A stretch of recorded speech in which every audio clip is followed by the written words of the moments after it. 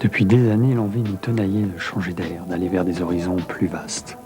Après une année de travail acharné, faite d'espoir et de déconvenus, l'idée folle devient enfin réalité. Mais n'y avait-il pas quelque chose d'indécent à traverser les régions les plus pauvres des Amériques? C'est ce que nous voulions découvrir.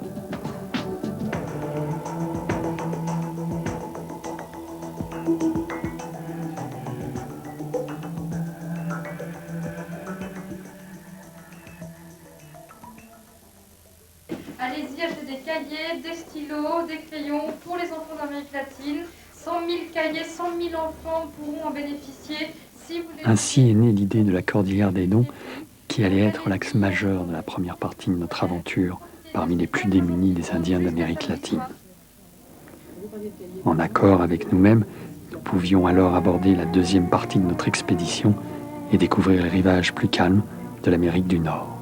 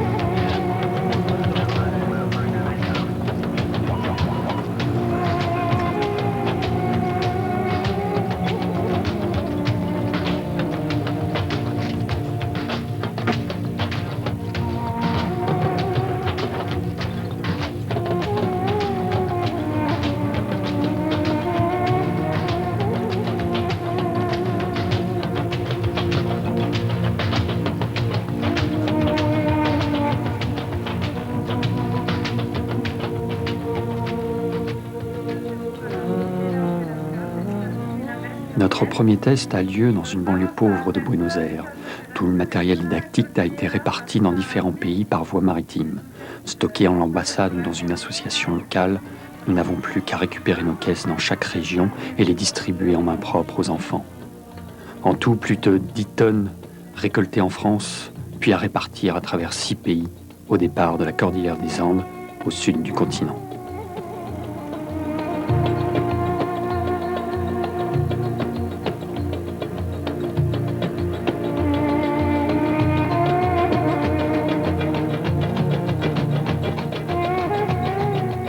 Nous allons enfin partir, sortir de ce monde où tout est conçu pour nous protéger. Nous nous envolons pour être enfin seuls, nous purifier le corps et l'esprit.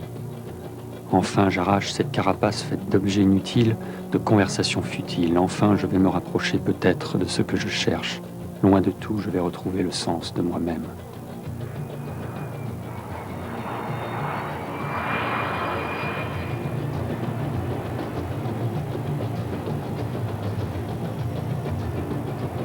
Nous atteignons enfin Ushuaia le 15 mars à 15h30, après 7 jours de route et plus de 3050 km. La ville la plus australe du monde au 55e de latitude sud. Point de départ de la panaméricaine, ancien pénitencier puis comptoir commercial, Ushuaia est dorénavant une base militaire importante.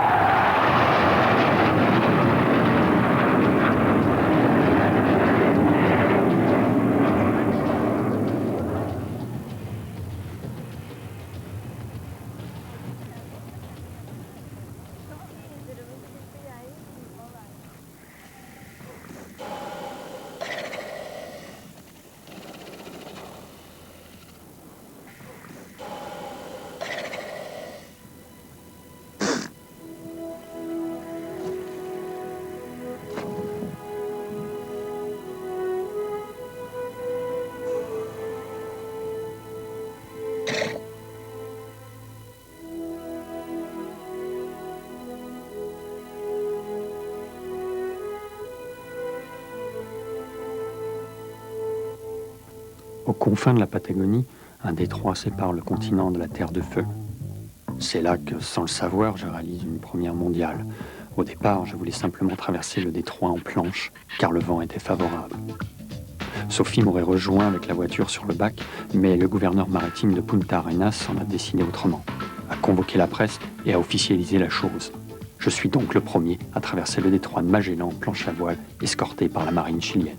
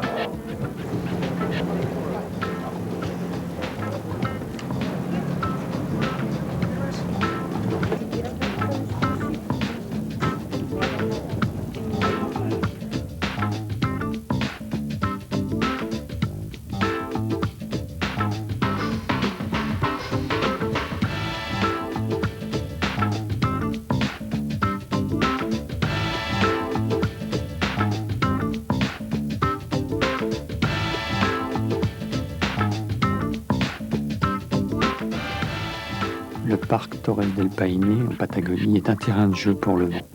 Parc grandiose et seul, surveillant timide et mélancolique de la porte d'entrée ou de la sortie du monde.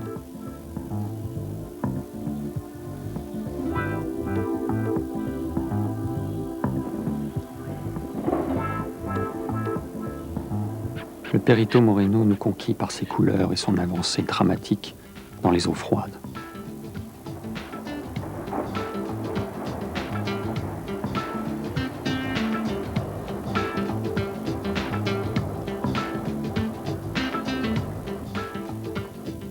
Nous rencontrons Sylvie et Marie-Paul, deux Françaises qui effectuent comme nous le même périple tout le long de la cordillère des Andes.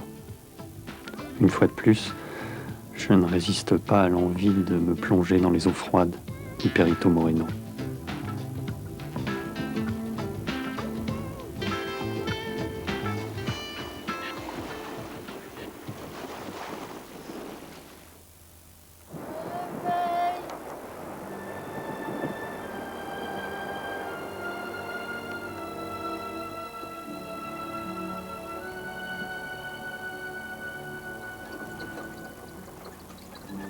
Nous nous faufilons dans les Andes majestueuses, bercées seulement par le vacarme de notre petite maison à roulettes.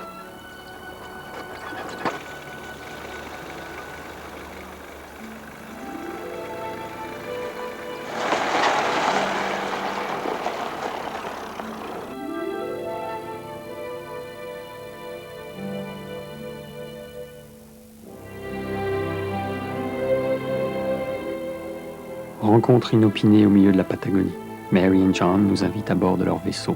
Eux partent pour un périple de 3 ans. Une fois de plus, Sophie se moque de mes talents de grand bricoleur.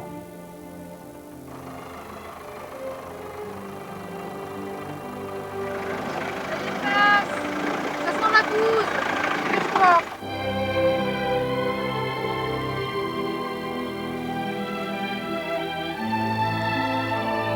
Nous rencontrons enfin des Mapuches qui nous invitent à dîner. Jadis farouches guerriers, aujourd'hui, ils sont parqués sur les terres les plus désolées.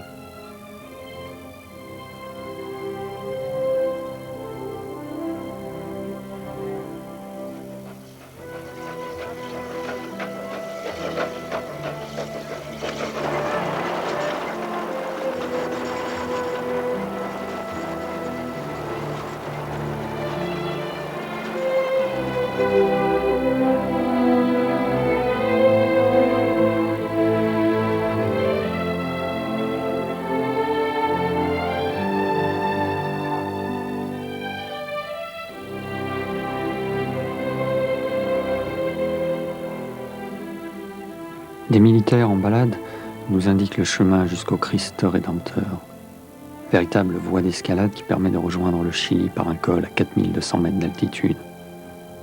Après de trop nombreux accidents, un tunnel a été construit permettant d'atteindre Portillo au Chili.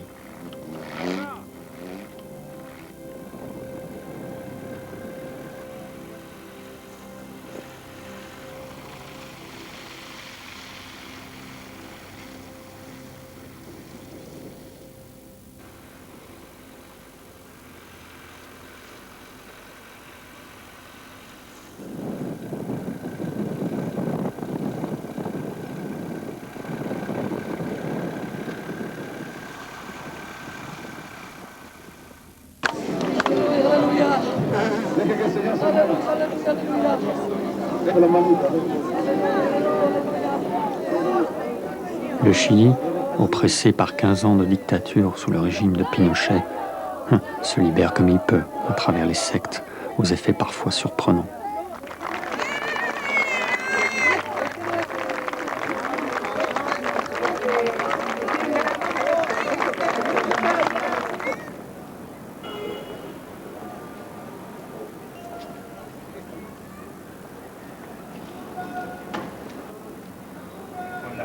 Fernando Avila a préparé notre arrivée dans l'école Getsemani, une banlieue pauvre de Santiago. Tout est organisé avec discours et fanfares. Nous sommes un peu pris de court et ne nous attendions pas à tant de cérémonies. Ils ont fusillé mon père avec tout un groupe en 1975. L'histoire de notre hôte est dramatique. Son père a été fusillé pour seul motif de ne pas penser comme le régime le souhaitait. Puis c'est au tour de Fernando d'afficher ses opinions politiques. Lui est torturé à l'électricité pendant 3 jours et doit s'exiler en France pendant 14 ans. Maintenant, il n'a plus de haine. Il connaît ses bourreaux qui vivent dans le même village que lui. Mais c'est l'histoire et Dieu qui réglera leur compte. Merci Fernando Avila de nous avoir ouvert les portes de votre maison et de nous permettre de mieux comprendre l'histoire de votre pays. Aujourd'hui, il agit pour la mémoire de son père et l'avenir de son fils.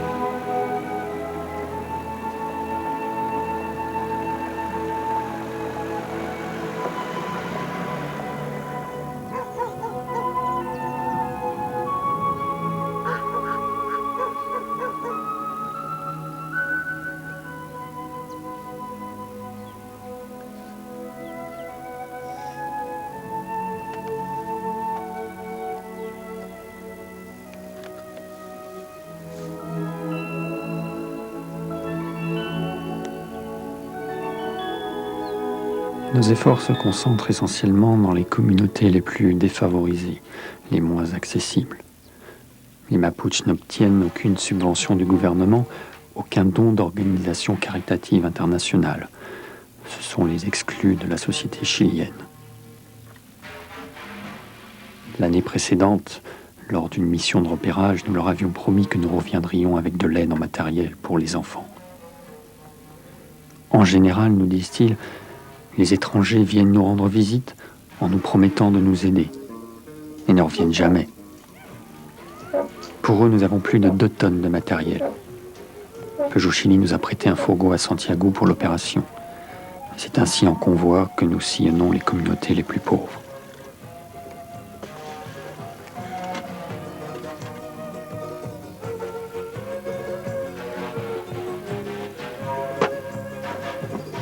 Nous remarquons que ces autochtones portent toujours dans leur cœur les stigmates d'une histoire cruelle.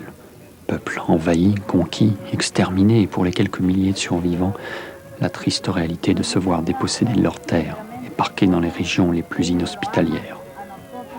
Devenus les marginaux de la société, ils subissent encore les injustices des conquistadors des siècles précédents. Comment réagir face à leur rancune encore tenace ? Nous ne pouvons qu'être gênés et reconnaître leur légitimité.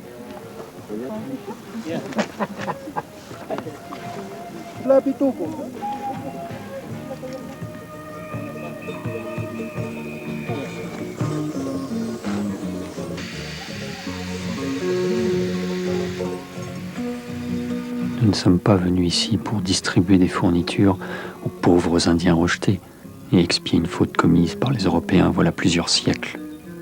Encore maintenant, nous voulons juste mieux les connaître, découvrir leurs coutumes.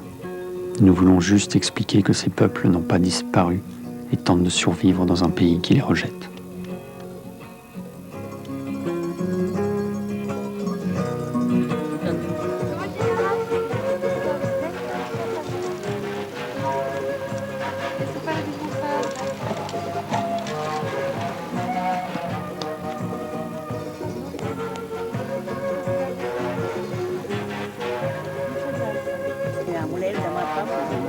Para explicar un poquito el proyecto que hacíamos, que íbamos a hacer. Entonces ahora estamos aquí con una persona del Consejo de Conservación Español que encontramos. Esperamos que le van a gustar y que van a acercar los regalos que...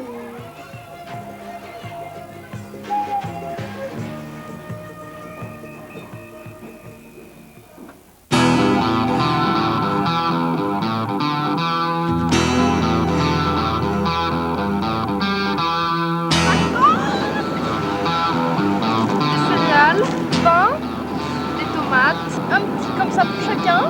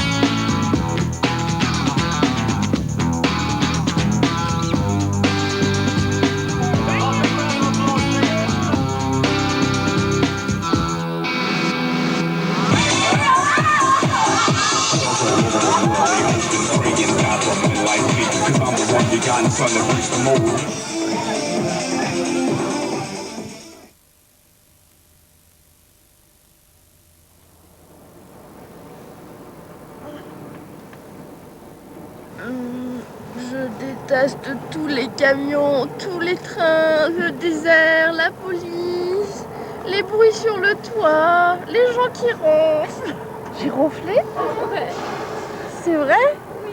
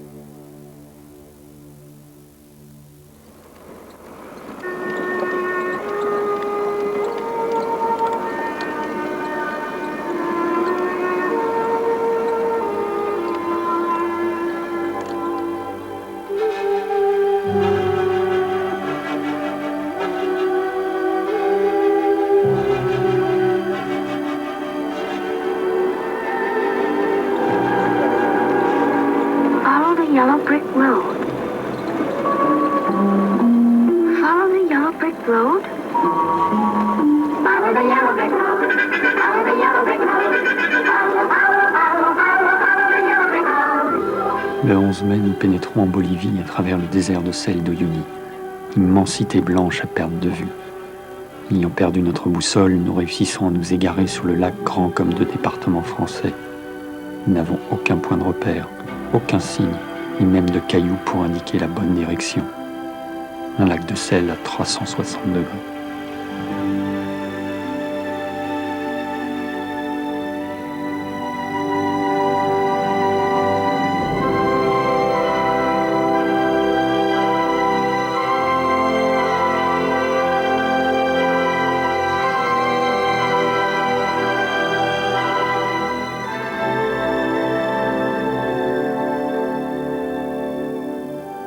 La ville de Potosi s'étend au pied du Cerro Rico, voulant dire montagne riche, d'une hauteur de 4829 mètres, dont les énormes gisements d'argent incitèrent les Espagnols à fonder une ville en 1545. À la fin du XVIe siècle, avec 160 000 habitants, Potosi était plus importante que Paris ou Londres. En mal de touristes, Maximilio s'adresse à nous comme à des sourds-muets. Antes, en la colonia, morían, comían.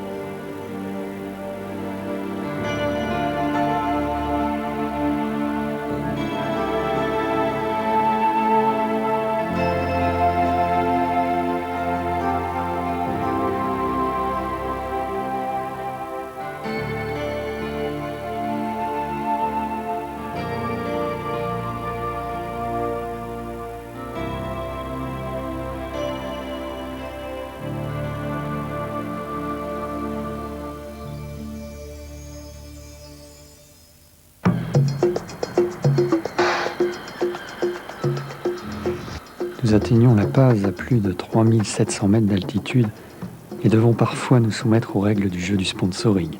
Aujourd'hui, invités au garage Toyota, nous faisons la promotion des pneus increvables. Il y a du monde, tout le monde nous regarde, on a un peu les boules. Sorti de la boue, on se retrouve dans un super garage nickel. Ouais. Il y a de cul, mais ça se voit pas.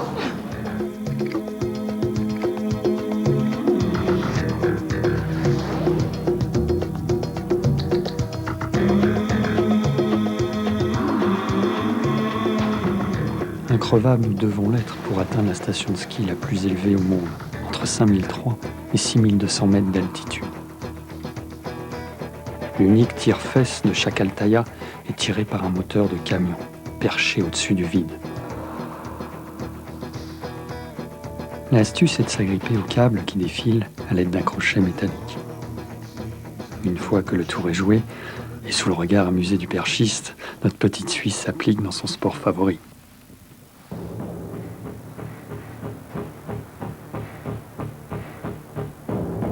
Pour quitter La Paz, nous empruntons la piste des Yungas. Ici, on nous prévient, il ne faut pas provoquer d'accident. Ben voyons.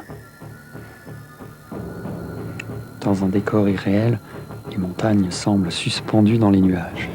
La nature semble s'accrocher désespérément aux parois verticales. Les falaises disparaissent dans des canyons impressionnants. De 4600 mètres d'altitude, nous descendons à 1500 mètres, soit plus de 3000 mètres de dénivelé. Ici, la moindre chute sur cette piste vertigineuse de moins de 3 mètres de large est fatale. Plus de 40 camions par an disparaissent dans les profondeurs de la vallée. Dans cette région si inaccessible, pas d'hélicoptère pour récupérer les infortunés.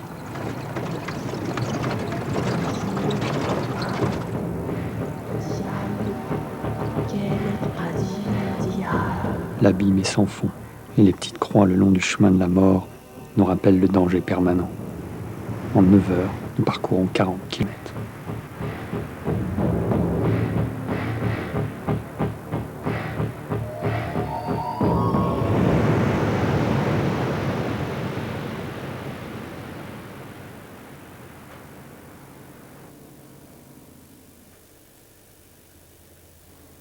Pour rejoindre Manaus, nous n'avons pas le choix. La piste a disparu. Nous devons avancer par bateau pendant 3 jours à travers la jungle d'Amazonie. À bord, la vie s'organise. Notre petite croisière improvisée est l'occasion de rencontrer des routiers sympas. Ils flânent comme nous. Le Rio Madeira rejoint l'Amazone. Il dessine une large avenue bordée d'arbres, contourne des îles, vire à gauche ou à droite, s'élargit puis se rétrécit. L'eau boueuse charrie toutes sortes de végétation flottante. Par moments, des îlots de verdure descendent le fleuve. Des nénuphars partent à l'aventure, se détachent des rebords pour pousser plus loin. Cette allée paisible sillonne la forêt et relie les quelques huttes égarées sur ses berges.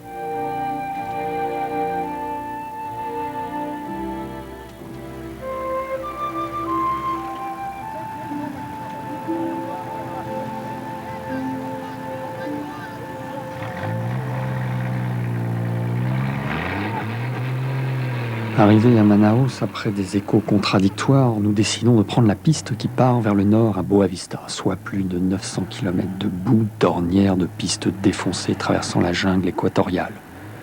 Ici, nous mettrons la journée à franchir un gué, là où il y a une semaine un pont existait, balayé par des pluies diluviennes. Nous patientons donc devant l'effort des camionneurs qui s'évertuent à remorquer les poids lourds enlisés, collés à la boue, le châssis bien assis dans la vase.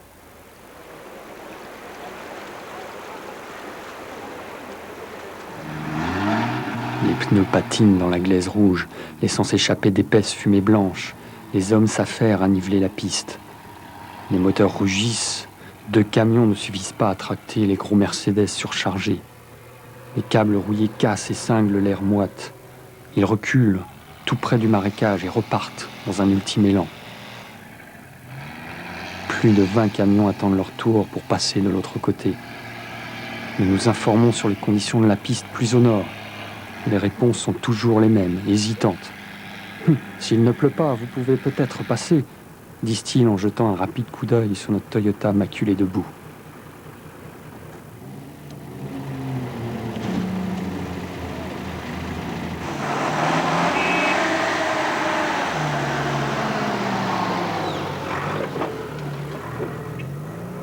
Nous franchissons enfin, dans une série de contrebraquages plus ou moins contrôlés, la partie critique, et remontons le talus de l'autre côté.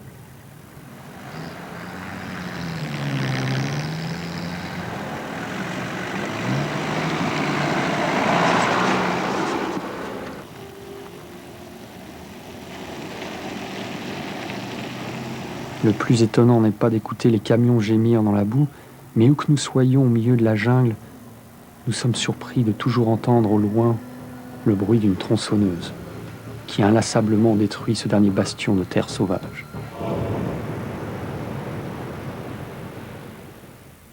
Notre halte pour la nuit, nous l'effectuons à l'entrée de la réserve, Waimiri. Notre hôte nous explique que par peur des garimperos, ou chercheurs d'or, les Indiens réfugiés dans la jungle transpercent de leurs flèches sans merci l'étranger qui quitte la piste et cherche à s'aventurer dans la forêt. Cela s'est déjà produit 3 fois cette année.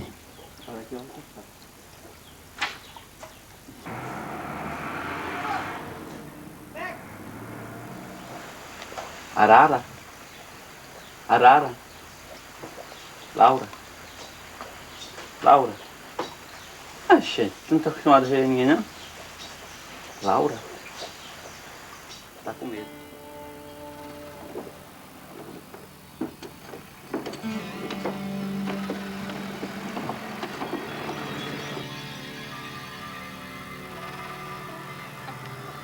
On n'a pas de chantilly, on peut pas se baptiser.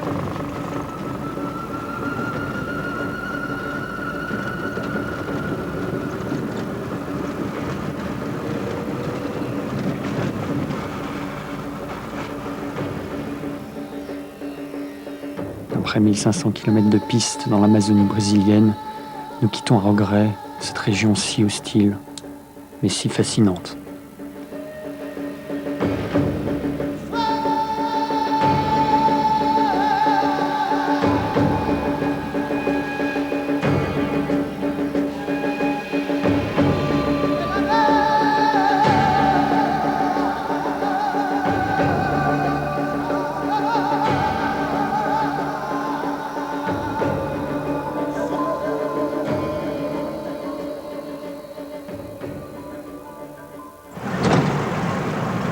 Le choc est total cette fois-ci. Retour à la civilisation. Caracas et ses embouteillages. Cette nuit, nous avons dormi enfermés dans la cour gardée d'IBM. Car même en pleine nuit, nous pouvons entendre des coups de feu venus de la banlieue dangereuse de Caracas.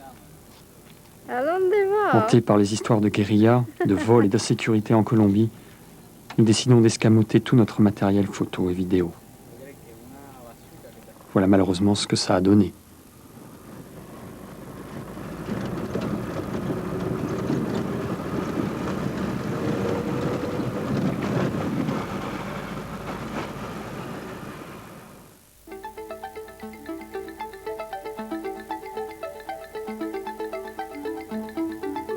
Pour certaines raisons politiques, la route n'existe pas entre la Colombie et le Panama. Nous devons donc trouver un cargo pour franchir cette zone, réputée dangereuse. Nous débarquons dans le port de Colón, sur la côte Caraïbe. Ville réputée d'après notre guide bleu comme étant la plus malfamée d'Amérique latine.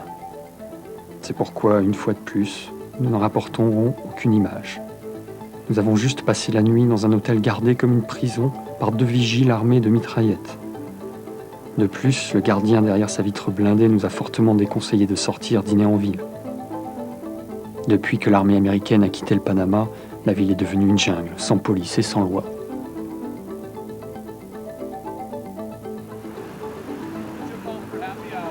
Enfin, nous soufflons et pouvons dormir sans crainte, avec les portes ouvertes. Le Costa Rica n'a pas d'armée et n'est pas agité par une guérilla quelconque.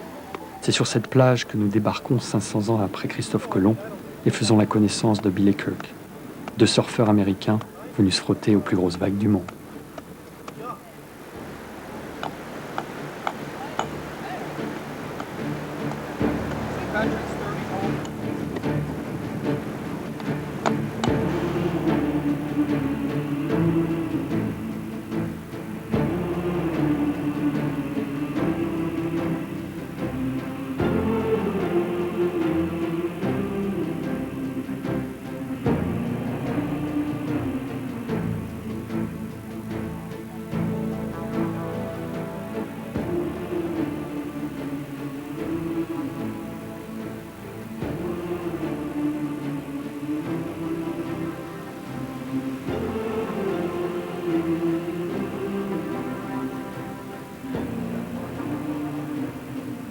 French language is really beautiful sounding.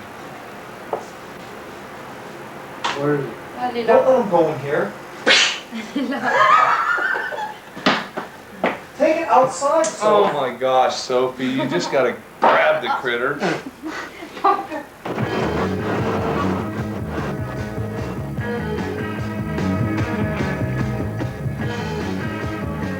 Salut les filles, et peut-être à bientôt.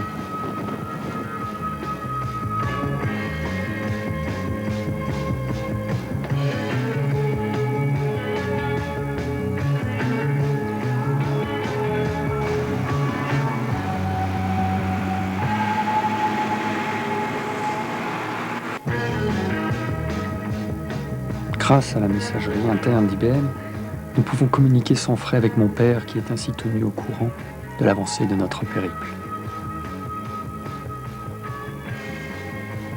Blaise et Nathalie sont 2 rêveurs comme nous, mais eux parcourent l'Amérique centrale en scooter. Ils vont aussi apposer leur marque sur notre livre d'or, qui nous suit depuis le départ.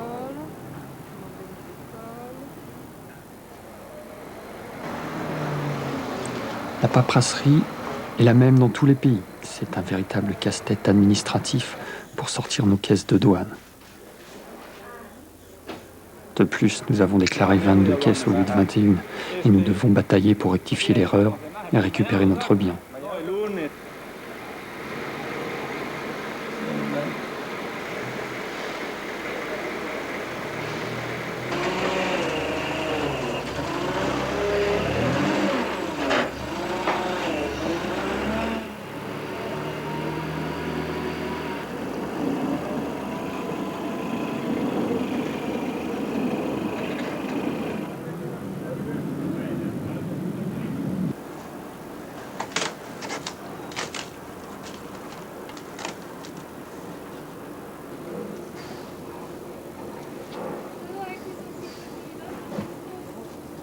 A mí me sigue saliendo esa fuera de manifiesto.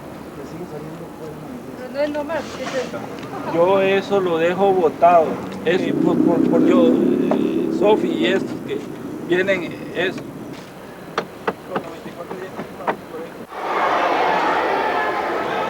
De Francia, que se llama Organización Sin Límites.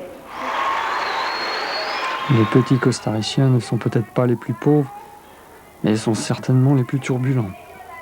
L'opération a lieu dans un quartier pauvre de San José. Avec l'aide du ministère, nous distribuons du matériel scolaire à plus de 900 élèves. yo me llamo Sophie, como Sofía, y aquí está Patrick, y somos de Francia. Aquí está una mapa de Francia.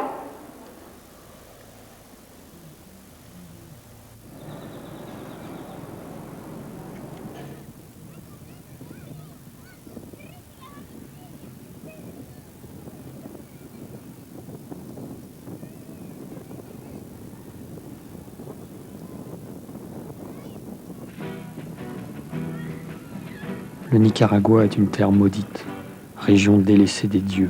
Quand un raz-de-marée ne submerge pas les côtes, le pays est dévasté, soit par un séisme ou un cyclone.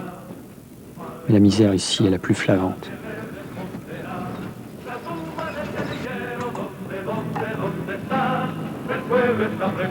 À Managua, nous visitons la plus grande décharge d'Amérique centrale. Chaque individu est spécialisé dans la récolte de plastique, de fer ou de cuivre.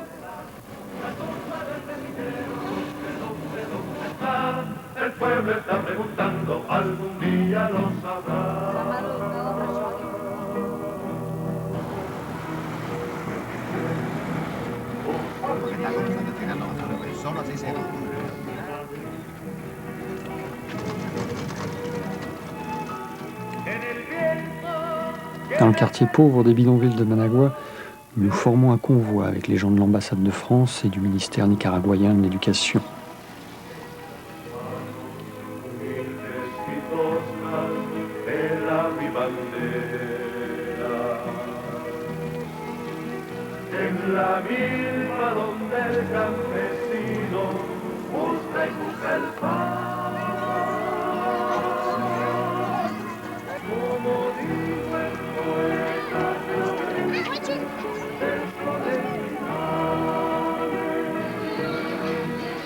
Nous distribuons plus d'une tonne de matériel aux 752 enfants de cette communauté.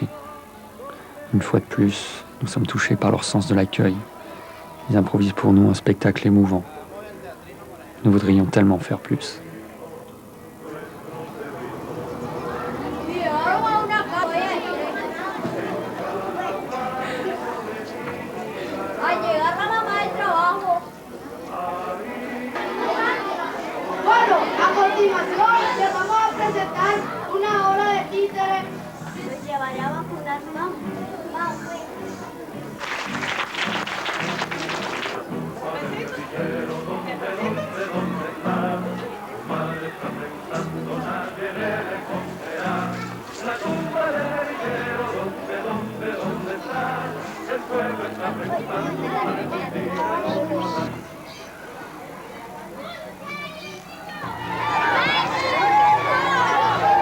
Au Salvador, notre contact, M. Calderón Sol, qui a réceptionné notre matériel 7 mois plus tôt en tant que maire de San Salvador, nous reçoit aujourd'hui en tant que président du pays.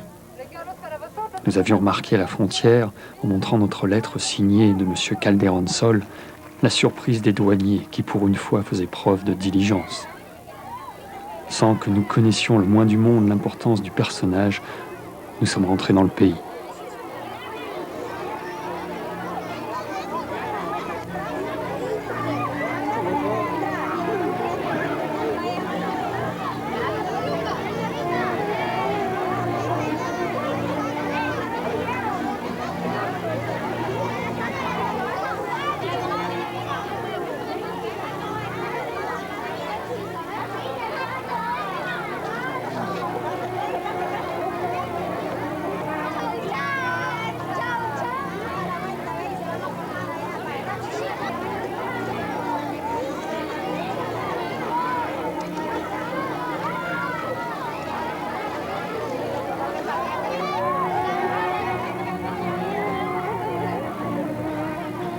Avec tout ce remue-ménage, la distribution se fait donc en présence de la télévision nationale. L'opération Cordillère des dons se termine au Salvador. Nous venons de remplir la première partie de notre contrat. Nous avons distribué plus de 9,5 tonnes de matériel scolaire aux enfants d'Amérique latine. Maintenant, le deuxième objectif est d'atteindre l'extrémité de la panaméricaine, au-delà du cercle arctique, en Alaska, et ainsi parcourir d'un bout à l'autre la route des Amériques. Copan, ancienne capitale du monde maya. Mais par manque de moyens, le site n'est pas complètement dégagé. Et sous des monticules de terre et de jungle, des pyramides restent enfouies. Ils nous cachent leurs trésors.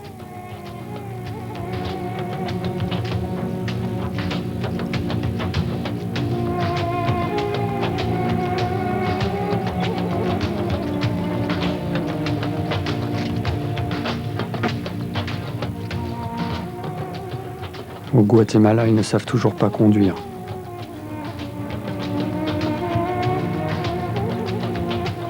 L'armée est omniprésente, combat sans merci la guérilla qui sévit dans les montagnes.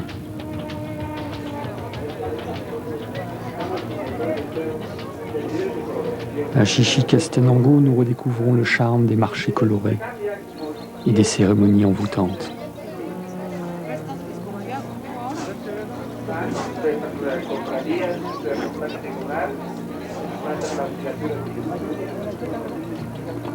Le pays vit au rythme ancestral de ses coutumes.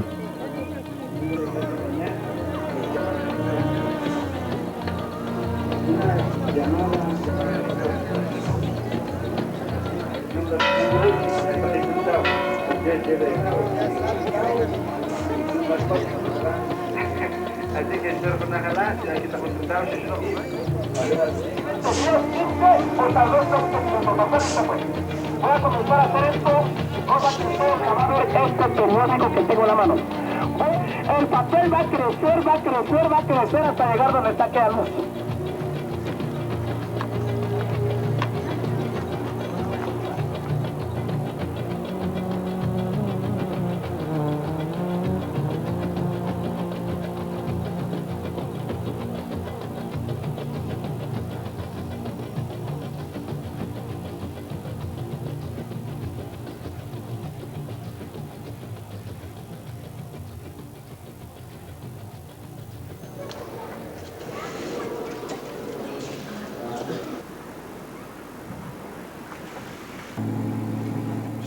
Papa de Patrick. Il se nourrit de gasoil. Un généreux donateur nous a fourni 400 litres de gasoil à prendre en une seule fois, alors que notre réservoir était déjà plein. Il a fallu remplir un baril entier et verser le reste dans des dizaines de récipients divers. L'opération de transfert laisse un goût bien amer. Ça vient ou pas? Non, t'as arrêté trop tôt là.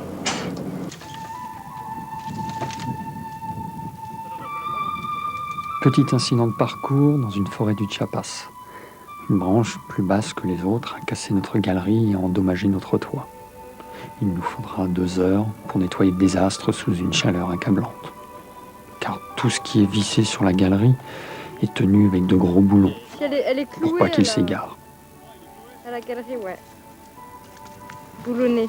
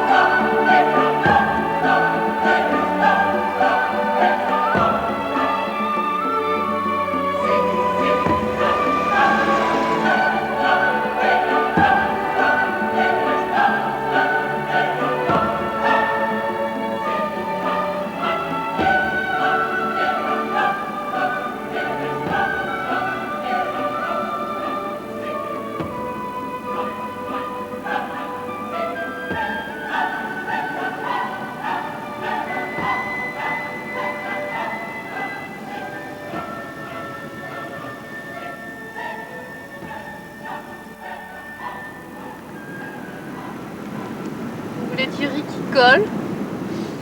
Il faut acheter Oncle Ben, son bar californien, et manger avec les No Limits, c'est un régal.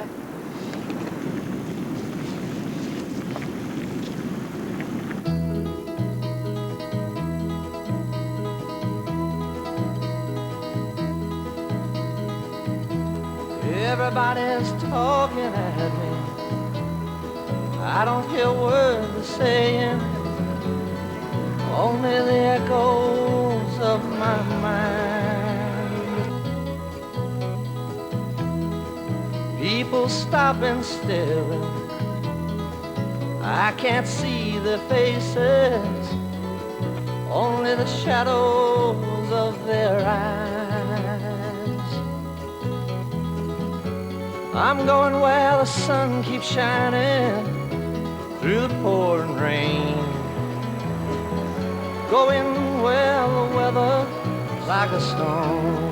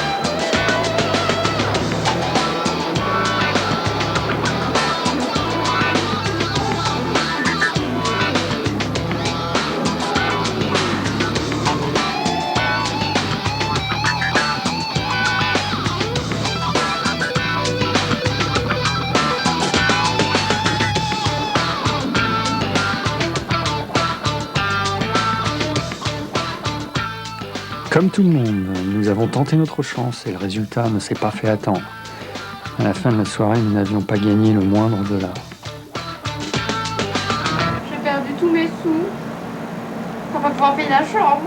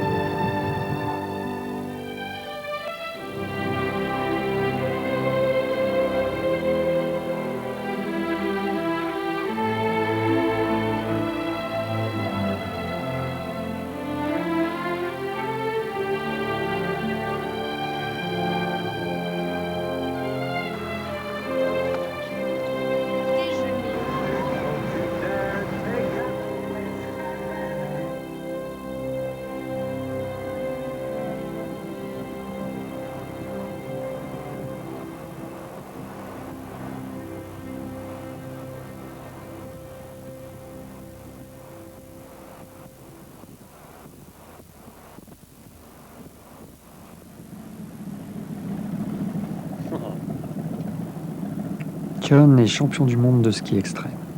Lui et son ami nous invitent à une promenade en bateau sur le lac Powell, véritable réservoir artificiel qui a nécessité 14 ans pour se remplir. D'ailleurs, la dernière année, il a failli exploser sous la pression.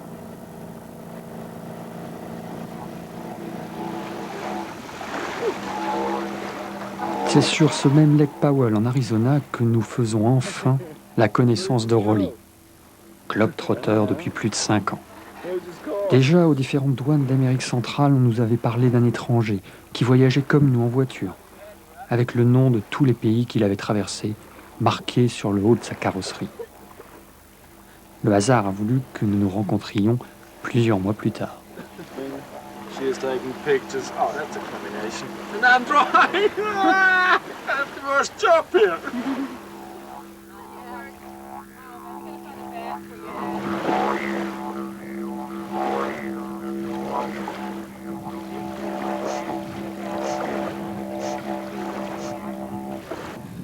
Play with your tongue? Yeah.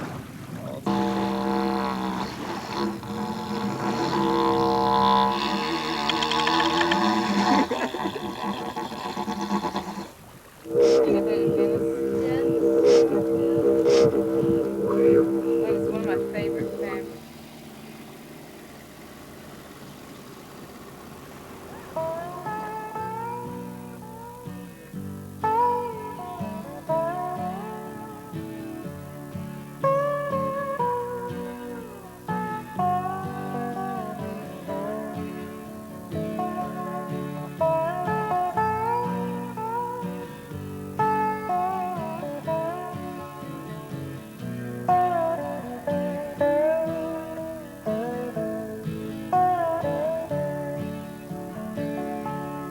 In the spring of 47, so the story it is told. Old John Sutter went to the millside, found a piece of shining gold. Oh, they came like prairie locusts, every woman, child, and man. In their lumbering Conestogas, they left their tracks upon the land. Some would fail and some would prosper, some would curse John Sutter's mill.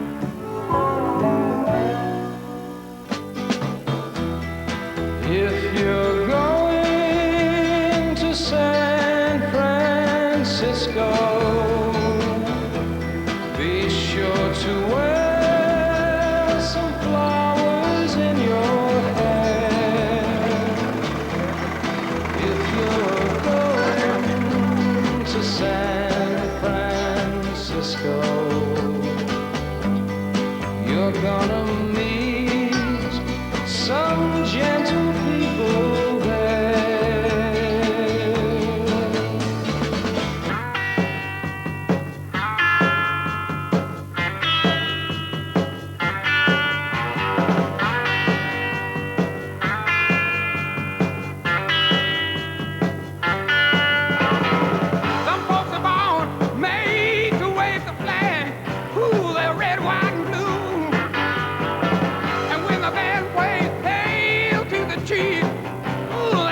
educated as you, Lord.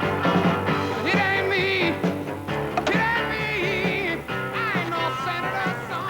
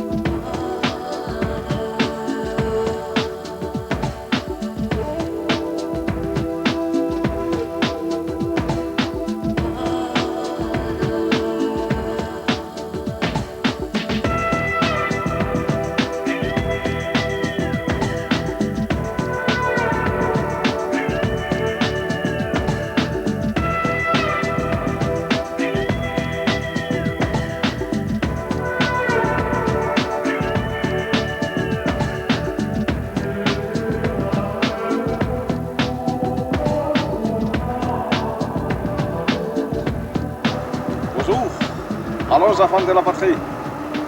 Le jour de la gloire est arrivé.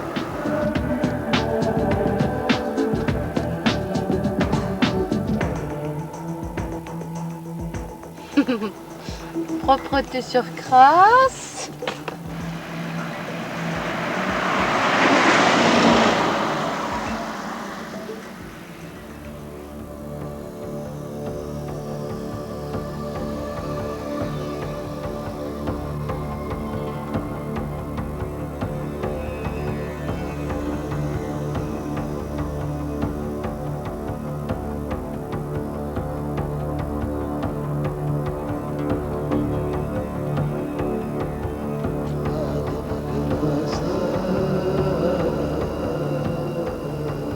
Il nous aura fallu 6 mois et 8 jours pour atteindre Prudhoe Bay, extrémité de la Panaméricaine, hameau perdu au-delà du cercle polaire sur la mer Arctique.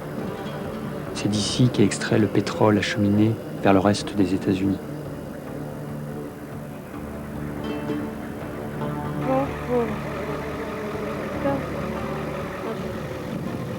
Je pense que je suis prêt maintenant que j'aurai pas trop froid. C'est bien là? Super bien, comme dans mon pyjama. Évidemment, pour marquer notre arrivée au 70e de latitude nord, je fais de ça sur l'eau. Je sais, il n'y a jamais de vent quand il le faut. Aussi, une salle de bain. Il n'y en a pas. La télé. Stamatis le grec voyage lui en moto. Et ce soir, il retrouve sa chambre alors qu'il fait moins 10 degrés Celsius dehors.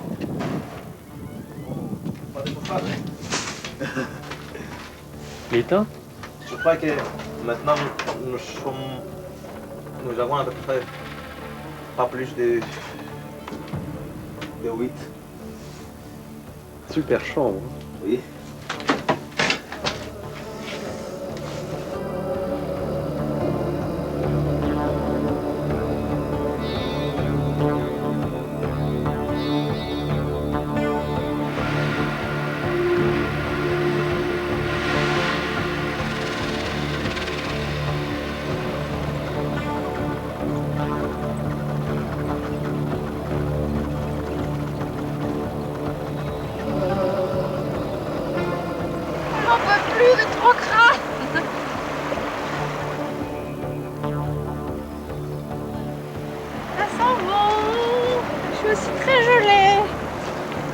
Se recevoir un caillou dessus. Vous avez vu ça là? Oui, je peux y mettre presque ma main, enfin 3 doigts quoi. Alors ce truc-là, c'est un... Qu'est-ce que c'est ce truc-là? Un truc de radar. Enfin d'antenne de je sais pas quoi. Et il y a un énorme trou. Alors imaginez la pierre qui est passée là, qu'on se serait reçu dans la figure.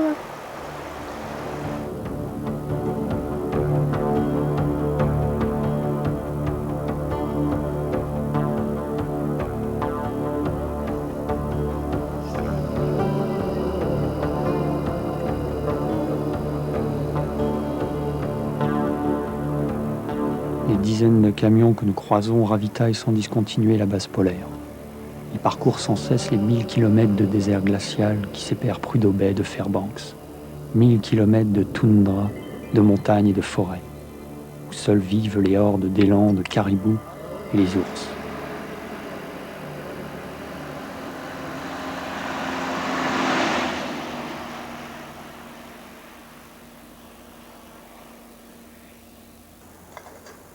Je vais cuire des petits moustiques parce que c'est pas ce qui me manque ici.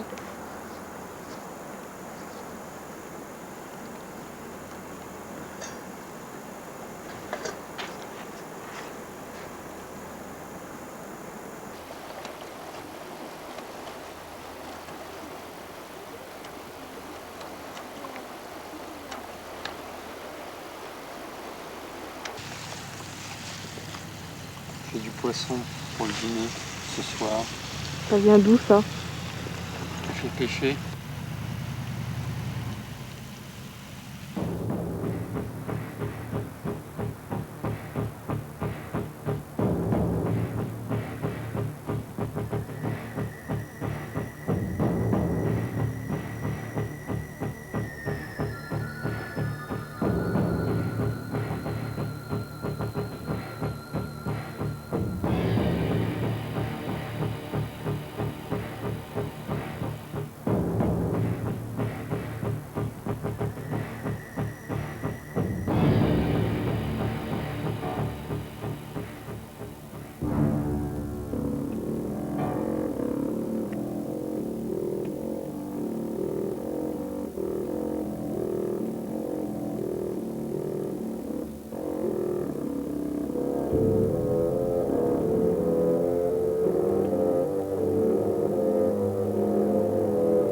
Kennicott est perché au-dessus d'un glacier, autrefois mine de cuivre avec plus de 15 000 habitants. Cette ville fantôme est maintenant le refuge des ours et de quelques pionniers qui ont décidé de réinvestir la place. Ils occupent de vieilles maisons qu'ils déplacent sur des fondations plus solides. Pour y accéder en été, il faut utiliser la nacelle. En hiver, ils roulent sur la rivière Gelée.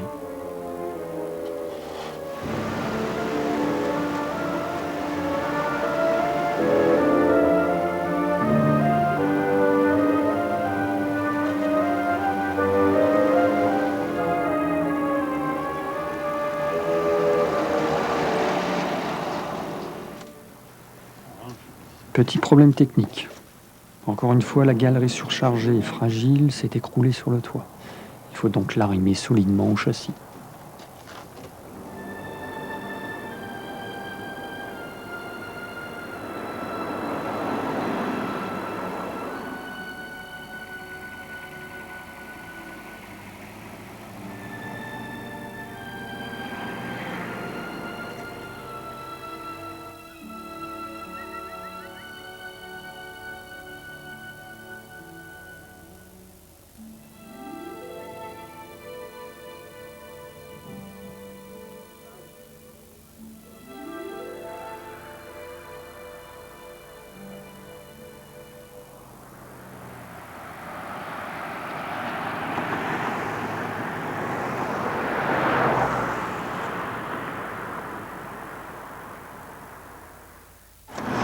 Des Captain Crunch, Ah ouais, super, pour le dîner.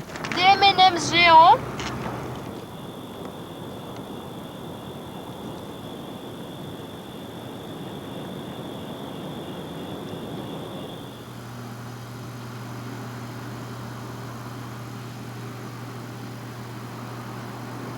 Elles sont belles les maisons ici.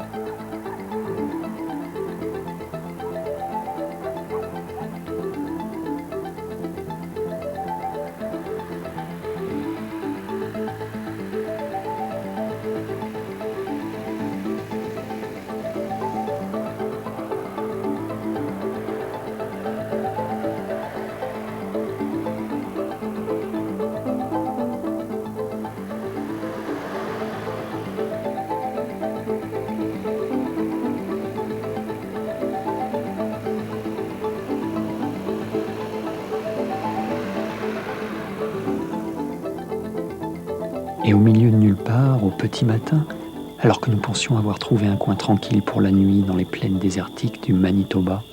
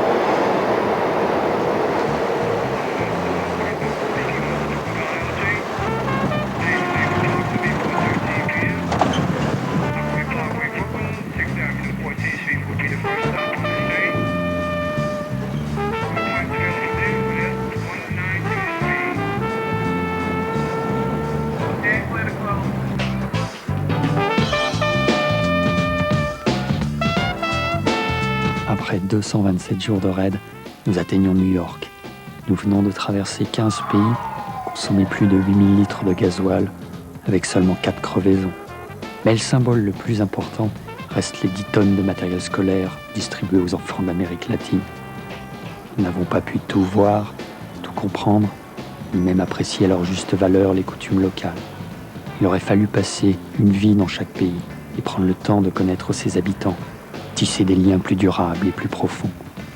Nous avons parfois effectué un retour dans le passé, mais nous avons avant tout réalisé un rêve. Ce rêve, c'était de créer de toutes pièces notre aventure. Well, October 10, 1975 was a Friday. It was cool. It was Kansas Wave. The high was 67. Our president was Joe R. Ford. Governor of New York State, Malcolm Wilson. And the mayor of New York City was Abraham Lincoln.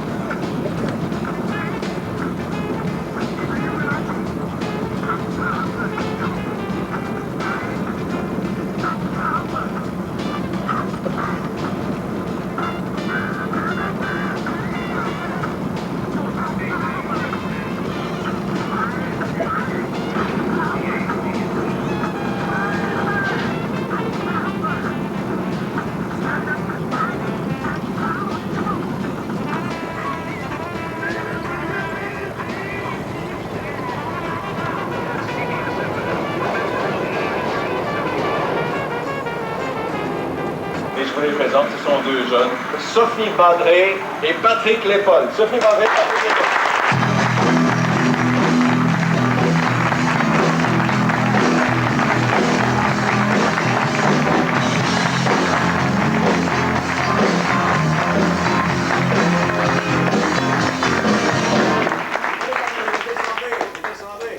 Salut Patrick. Mesdames et messieurs, je vous présente Patrick.